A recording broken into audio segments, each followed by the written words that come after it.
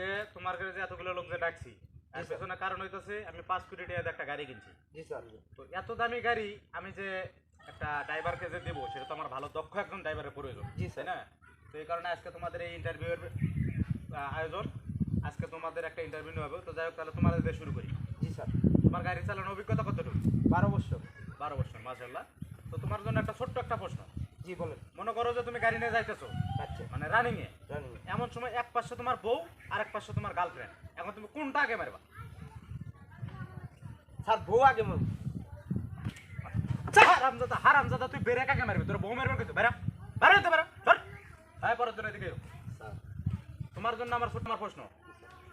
তুমি যে গাড়ি চালায় যাইতেছো রানিং এ, এমন সময় মনে করো যে এক পাশে তোমার 50 জন লোক মানে খেলাধুলা করতেছে, যাই করতেছে, আর একটা হচ্ছে কুকুরের বাচ্চা, মানে তারা দৌড়াদৌড়ি করতেছে। যখন তুমি রানিং গাড়ি, এখন তুমি কি করবা? স্যার কইছে একটা ব্রেক মারাম। করো না, এই তুই যে কইছে যে ব্রেক মারবি, আমার গাড়ির কি হইব? আর গাড়ির ভিতরে যে যাত্রীগুলো, সে যাত্রী কি হইব? স্যার ব্রেক না মারলে বাঁচবো? এই বেটা বেরা বেরা থেকে বেরা, হাত লাম করো বেটা। এই পরের জন। তোমার জন্য আমার প্রশ্ন। মনে করো যে তুমি গাড়ি চালায় যাইতেছো রাস্তাতে, তো ওই যে রাস্তা ফ্লাইওভার থাকে না, তো ফ্লাইওভারের সাথে তোমার গাড়ির ছাদটা আটকে গেছে, ঠিক আছে? এখন তোমার এই দিক দিয়ে যাইতেই হবো, আর তুমি কি বা কি করবা? তাহলে আমি গাড়ি ঘুরাই দেব অন্য রাস্তা। হাজলামো করো বেটা। তুই গাড়ি যে ঘুরাইবি, ওটা তো রানিং রোড না, তো গাড়িটা না ঘুরাইবি কিবা? ওটা তো ইউটার্ন নাই, ইউটার্ন নাই, কিছু নাই। বেরো সাইড সাইড, এবারে চলো। ওয়ালাইকুম সালাম। তারা যে প্রশ্নটা করছে এটার উত্তর কি হইব? তুমি একটা গাড়ি নিয়ে যাইতেছো রাস্তা দিয়ে, আর রাস্তা তোমার গাড়ির ছাদটা ফ্লাইওভারের লগে আটকে গেছে। ফ্লাইওভার তো চিনুই, রাস্তার উপর দিয়ে যে আরেকটা রাস্তা, এইটা ফ্লাইওভারের লগে তোমার গাড়ির ছাদটা আটকে গেছে, কিন্তু তোমার ওই দিক দিয়ে যাইতেই হবো, তখন তুমি কি বাজাইবে? ফ্লাইওভার ভাঙ্গা দিমু একটা টান। বেটা ফাজলামো করছ বেটা, তুই যে ফ্লাইওভার ভাঙে যে যাইবি, লোকজন চলাফেরা করবো কোন দিক দিয়ে? ভাই ইন্টারভিউ নিতে আইছেন না মানুষ মারতে আনছেন? কথা পয়সা বার যায় বাড়া। আরে বাবা এটা 5 কোটি টাকা দামের গাড়ি, এর মতো লোকের আমার দেওয়া লাগবে। ফাজলামো করবে না। আসসালামু আলাইকুম। ওয়ালাইকুম সালাম।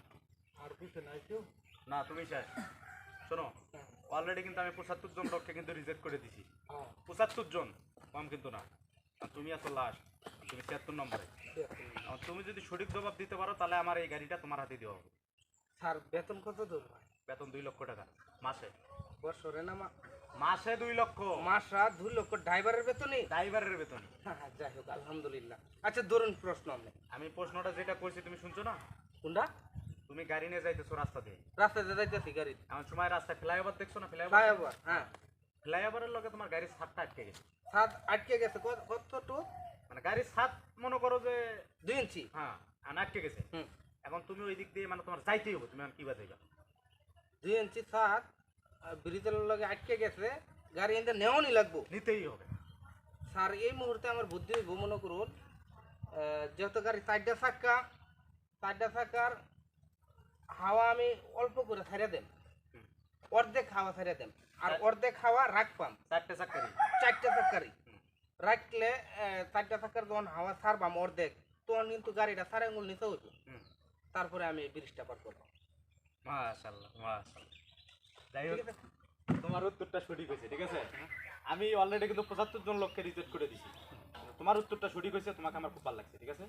তোমার আজকে থেকে তুমি আমার চাকরি করবে। আমার যে গাড়িটা আছে 5 কোটি টাকা দাম কিন্তু গাড়িটা চাকরি করো, মাসে তোমার 2 লক্ষ টাকা বেতন। তবে একটা জিনিস কি, গাড়িটা যে চালাইবা সাবধান সতর্কতার সহিত চালাবে। এই যে এখন যেভাবে বললো না, এই টেকনিকগুলো অবলম্বন করে সুন্দর মতো গাড়ি চালাবে, যাতে কোনো ধরনের কোনো কমতি না থাকে।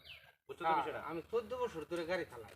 ঠিক আছে, কিন্তু তারাও তো তোমার মতো এরকম অভিজ্ঞ আছে, 12 বছর 14 বছর, তার তো বললোই, কিন্তু তাদের তো জ্ঞান বুদ্ধি নাই। তোমার যেহেতু জ্ঞান বুদ্ধি আছে, তুমি আমার গাড়িটা ভালোভাবে চালাইতে পারবা। আর আপনি যে আরেকটা প্রশ্ন দিলেন যে গাড়ি রানিং যাইতেছি, এর মধ্যে রাস্তার মধ্যে একটা কুত্তার বাচ্চা পড়ে গেছে, আর এক পাশে 210-15 জন, আর আমার গাড়ির মধ্যে হচ্ছে যাত্রী, ঠিক আছে? এই মুহূর্তে আমি কি করবাম? এই মুহূর্তে আমি চিন্তা করবাম যে আমার গাড়ির মধ্যে নিচের পক্ষে 20-30 জন মানুষ আছে, অবশ্যই, আর এনো শুধুমাত্র একটা কুত্তার বাচ্চা। যদি হাই ব্রেক ধরি, তাহলে 20-30 জন মানুষ ধরাই নিহত হইব, আহত হইব। আমার এটা করা কিন্তু অসম্ভব। আমার করা যে একটা কুত্তার বাচ্চা মারলে মরে থাকবা, এটার উপরে দিয়ে আমি গাড়ি চালাই। ঠিক আছে, নাকি? তোমার কথাটা আমার খুব ভালো লাগছে, ঠিক আছে? তুমি আজকে থেকে আমার চাকরিটা করবা, মাসে 2 লক্ষ টাকা বেতন, ঠিক আছে? 2 লাখ। হ্যাঁ, তবে আরেকটা জিনিস আমি তোমাকে বলি, তোমার যা পকেট খরচ যা কিছু লাগে, এটা আমার তরফ থেকে আমি তোমার এক্সট্রা দিলাম, তোমার অভিজ্ঞতা থেকে, ঠিক আছে? তো আজকে থেকে তাহলে চাকরি ফাইনাল, ঠিক আছে? তো চলো তোমার গাড়িটা বুঝাই দিই, আইও। আমি কিন্তু গ্যাস ম্যাসও চুরি করি না বেশি। না ঠিক আছে, ওইসব করা যাবে না, আমি তোমাকে তো এক্সট্রা দেবো, সমস্যা নাই, তোমার গাড়িটা বুঝাই দিই আমি।